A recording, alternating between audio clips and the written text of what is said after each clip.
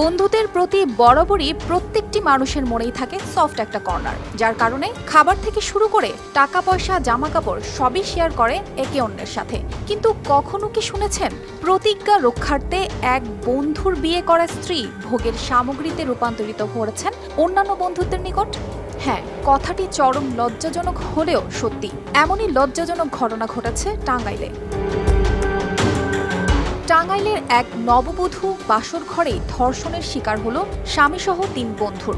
প্রতিশ্রুতি ছিল এমন ৩ বন্ধুর যে আগে বিয়ে করবে তার স্ত্রীর সাথে ৩ জনেই বাসর করবে। আর এমন স্বীকারোক্তি জনসম্মুখে ৩ বন্ধুর। নিজের স্ত্রীর সাথে এমন অমানবিক কাজ করার জন্য তাকে খাওয়ানো হয় অচেতন হওয়ার ঔষধ। এরপর একের পর এক পর্যায়ক্রমে চালানো হয় পাশবিক নির্যাতন।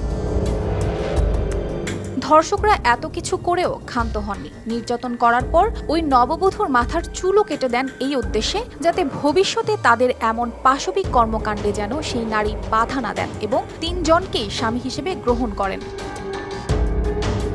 এখন প্রশ্ন কি দাঁড়ায় না, বাবার পরে এক নারীর জন্য নিরাপত্তার ছায়া তার স্বামী। কিন্তু স্বামী যখন রক্ষকের না, দায়িত্ব পালন করে ভক্ষকের, তখন ভরসার জায়গাটা আর থাকে কোথায়? এরা এমন কাজ করতে পারলো কেননা এদের ভিতরে আল্লাহর ভয় এবং রাষ্ট্রের আইনের প্রতি শ্রদ্ধা না থাকায় এরা এমন খারাপ কাজটি করতে পারলো। আল্লাহ এদেরকে বলেছেন হায়ওয়ানান, জানোয়ার, পশুর সাথেও খারাপ এক শ্রেণীর মানুষ।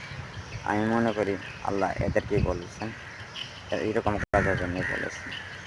তবে আপনারা সবাই ভিডিওটি শেয়ার করে দিন যেন এদের সর্বোচ্চ শাস্তি হয় রাষ্ট্রীয় আইনে।